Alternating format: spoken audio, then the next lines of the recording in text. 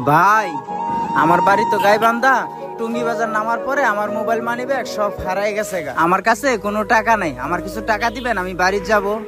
বেড়া সর, তোর মতো কত ধান্দাবাজ রুডে গাড়ে পাওয়া যায় বেশি। আইসোস করতে বাটপার সিটারি করতে ধান্দা করতে আইসোস, সর আনতে সর। বহুদিন পরে ছুটি পাইছি, আজকে টিকিট কেটে নিয়ে আসলাম। ট্যুরে গাইবান্ধা যাম, যে ভাল লাগতেছে রে ভাই আজকে আমার। ভাই তাহলে ট্যুরে যাবেন, গাইবান্ধা থেকে আমার জন্য কিছু নিয়ে আইন। ঠিক আছে, নিয়ে আসবো, এটা নিয়ে তুই চিন্তা করিস না। তাহলে তুই যা। আচ্ছা।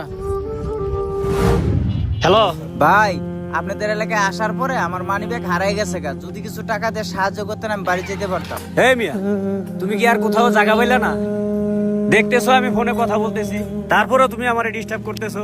তোমার মানি ব্যাগ নিছে না কি নিছে সেটা আমার দেখে কোনো লাভ নাই। যাও এখান থেকে। কইতে যে আসে এসব ধান্দাবাজ, মিজাজটাই গরম করে দিল। আমার মোবাইল মানি ব্যাগ সব তো হারাই গেল গা। আমি কার কাছে গিয়ে সাহায্য চাই? ভাই, আমার মোবাইল মানি ব্যাগ সব হারাই গেছে গা। কিছু সাহায্য করতে পারবেন আমাকে? যাক, একটু পরে মানে বাসটা ছাইরা দিব, বাড়ি যায় ব্যাগ ট্যাগ গোছাই নিয়ে আই। কে ফোন দিলে এই সময়? হ্যালো, কি ছোট ভাই হাসপাতালে ভর্তি? আচ্ছা, আমি আইতাছি। ভাই, ব্যথা পাইছেন? আরে ভাই, ব্যথা ব্যথা আর কি পামু? মনের যে ব্যথা, এই ব্যথা তো না, ধাক্কার ব্যথা কিছুই না।